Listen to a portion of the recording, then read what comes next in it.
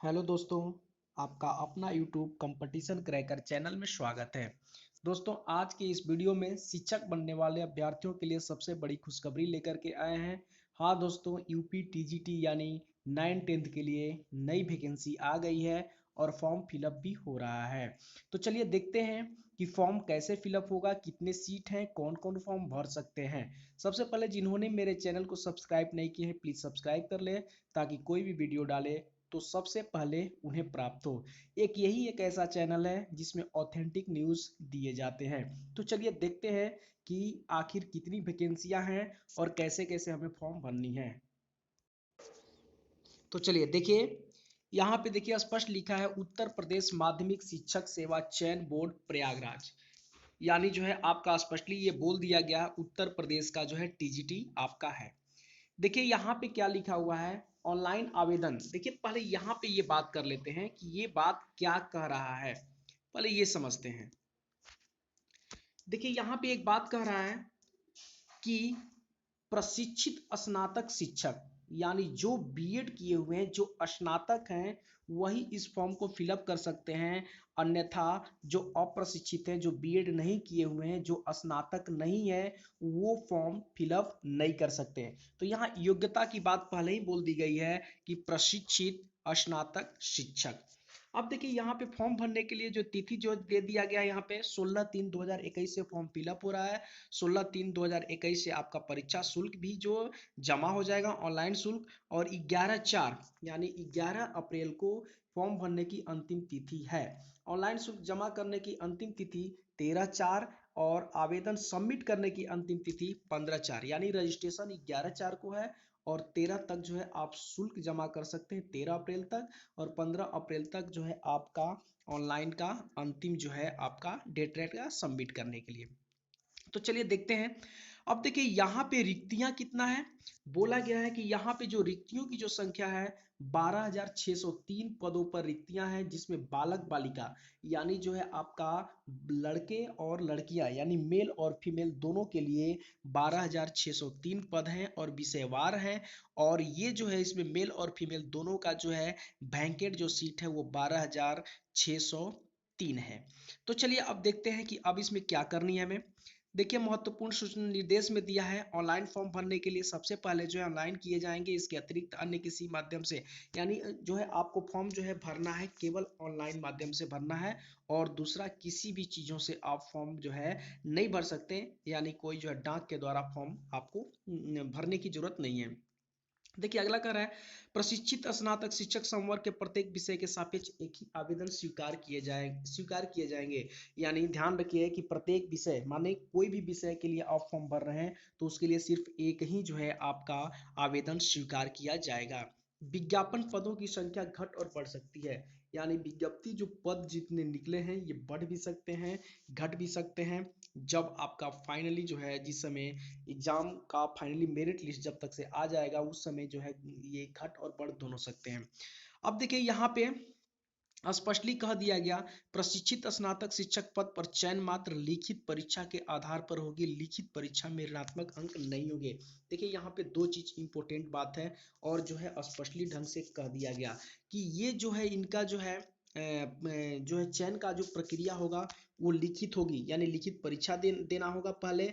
और परीक्षा के आधार पर ही यानी जो परीक्षा आप दीजिएगा पीजीटी का, जिस तरह बिहार में स्टेट होते हैं उसी तरह यूपी में जो है आपका टीजीटी होते हैं, आप टीजीटी देंगे और उसमें जो आपका अंक आएगा उसी के आधार पर आपका चयन होगा, उसी पर मेरिट होगा और उसमें कोई ऋणात्मक अंक नहीं होगा, यानी निगेटिव मार्किंग्स नहीं हो। और आगे देखिए भाषा के बारे में कहा गया कि जो जिस विषय का सब्जेक्ट होगा उस हिसाब से उसी सब्जेक्ट के हिसाब से आपका प्रश्न पत्र भी आएगा। जैसे उर्दू का है तो उर्दू आएगा, अंग्रेजी का अंग्रेजी, संस्कृत है तो संस्कृत, हिंदी है तो हिंदी आएगी।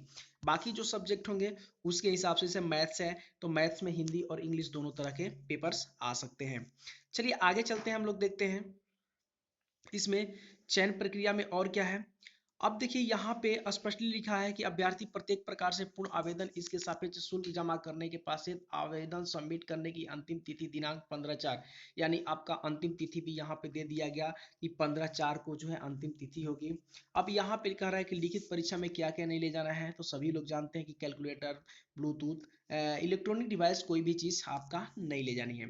अब देखिए आवेदन से संबंधित जो बातें हैं ये क्या कहा जा रहा है, बोला जा रहा है यहाँ वेबसाइट पर लिंक जो है दिए गए हैं, उस लिंक के द्वारा जो है आप अपने फॉर्म को सबमिट कर सकते हैं। देखिए 2.1 में दिखा है कैंडिडेट रजिस्ट्रेशन, यानी पहले जो है आपका रजिस्ट्रेशन होगा, उसके बाद फी भुगतान होगा, उसके बाद आपका जो है लास्ट चरण जो होगा फॉर्म का सबमिट होगा। ठीक है, तो चलिए आगे देखते हैं आगे क्या क्या कहा जा रहा है। रजिस्ट्रेशन फॉर्म में अभ्यर्थियों को अपनी व्यक्तिगत सूचनाओं का नाम, पिता माता का नाम, जन्म तिथि, ये सारे चीज आपको भरनी होगी। और देखिए यहाँ पे सबसे बड़ी बात ये है कि यहाँ पे जो उत्तर प्रदेश के जो निवासी होंगे, जो है यूपी के जो निवासी होंगे, उन्हीं को आरक्षण की सुविधा मिल सकती है। बाकी दूसरे स्टेट के लोगों को आरक्षण की सुविधा नहीं मिलेगी। यानी जो दूसरे स्टेट के लोग होंगे, जैसे बिहार के, हरियाणा के होंगे या अदर स्टेट के कोई भी होंगे जो यूपी में टीचर बनना चाहते हैं, वो सारे लोग जो है जनरल में फाइट करेंगे। यानी जनरल का जितना सीट होगा उसी में इनका भी जो है फाइटिंग्स होगी, इनका कोई भी जो है रिजर्वेशन वहां पे नहीं होंगे। देखिए यहाँ पे जो आपका बोल दिया गया आवेदन शुल्क अनारक्षित यानी सामान्य, माने अदर स्टेट के हों या यूपी के हों, जो सामान्य वर्ग के हों, उनका आवेदन शुल्क 700 रुपया है। ऑनलाइन प्रक्रिया शुल्क 50 रुपया, यानी कुल यानी 750 रुपया लगेंगे, 750 रुपया लगेंगे। और ईडब्ल्यूएस के लिए, यानी जो है ईडब्ल्यूएस जो होंगे उनको 450 लगेंगे। अन्य पिछड़ा वर्ग के लिए 750 रुपया, अनुसूचित जाति के लिए 450, अनुसूचित जनजाति के लिए 250 रुपये लगेंगे।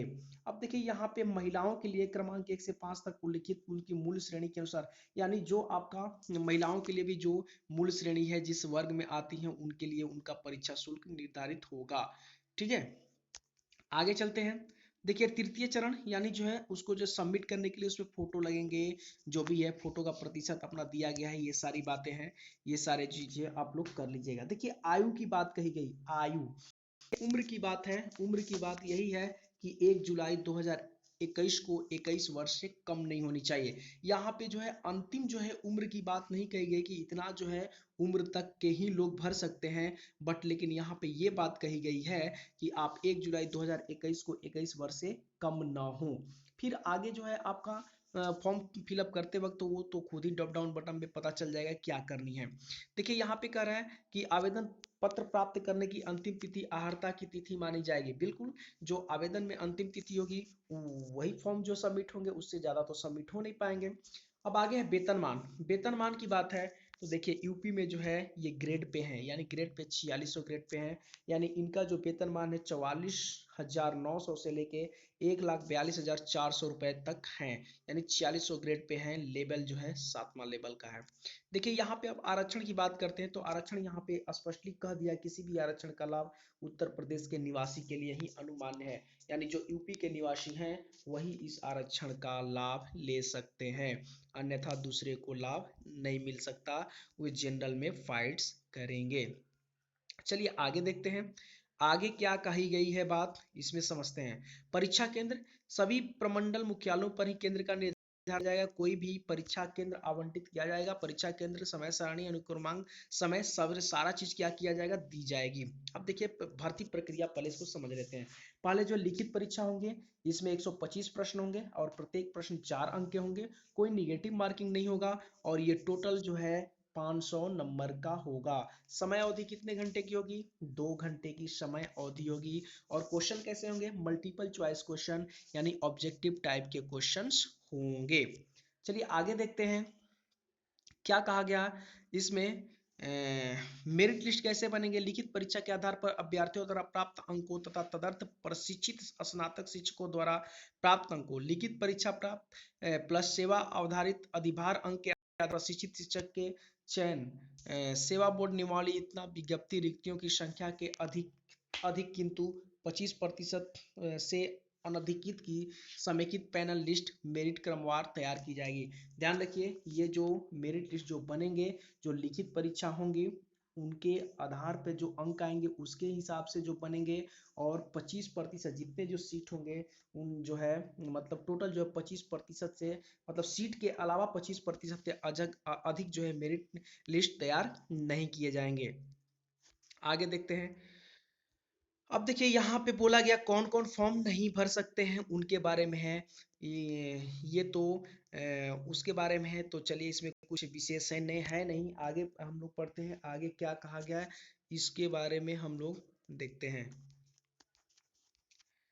चलिए इधर यहाँ पे देख लीजिए, ये सबमिट करने का अंतिम तिथि हमने बता ही दिया था। महत्वपूर्ण निर्देश वही बात है जो मतलब जो जो क्वालिफिकेशन है जो जहाँ पे है, मतलब जो खेलकूद वाले जो हैं उनका मतलब जो बातचीत है ये सारी चीज़ें लिखे गए हैं। बाकी सारे आप नोटिफिकेशन निकाल करके आप इसका पढ़ सकते हैं यूपी बोर्ड्स का। अब चलिए हम देखते हैं कि इसमें सीट्स कितने हैं। देखिए सीट्स यहाँ पे लिखा हुआ है, जनरल का सीट जो है हिंदी में 1054 है, बहुत अच्छा सीट है। ओबीसी में 405 है, एससी में 276 है, एससी में 7 है, टोटल 1742। यानी जो है जो ये ध्यान रखिएगा कि जो लोग यूपी के होंगे उन्हीं लोगों को इनका इनका इनका जो है लाभ मिल सकता है, अन्यथा सारे लोग जो है अदर स्टेट के लोग जनरल्स में आएंगे। तो देख लीजिए आपकी सीटें जो है जनरल्स में जो आएंगे 1054, 1050 वगैरह वगैरह, ये सारे जो है सीट्स आपके दिए गए हैं हर सब्जेक्ट वाइज दिए गए हैं। प्रशिक्षित स्नातक शिक्षक बालक यानी जो है ये पुरुषों के लिए है, ये मेल के लिए है।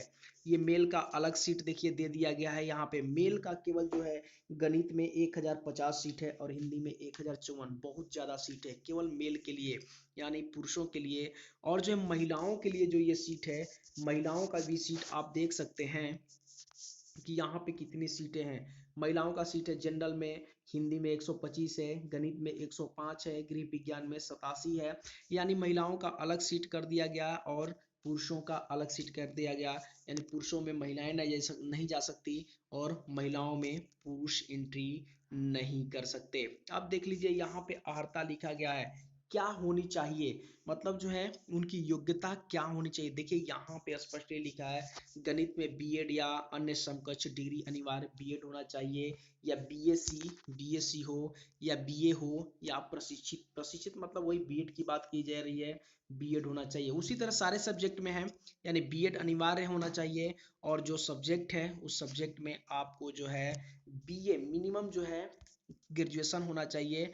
और आप एमएससी हैं ये सारे भी किए होंगे तो आप फॉर्म फिलअप कर सकते हैं। तो ये रहा यूपी बोर्ड का अपना टीजीटी। यानी आप लोग यूपी बोर्ड में अगर यूपी में जो है टीचर बनने का सपना देख रहे हैं तो आप फॉर्म फिलअप कर सकते हैं। चलिए आज के लिए इतना ही, धन्यवाद।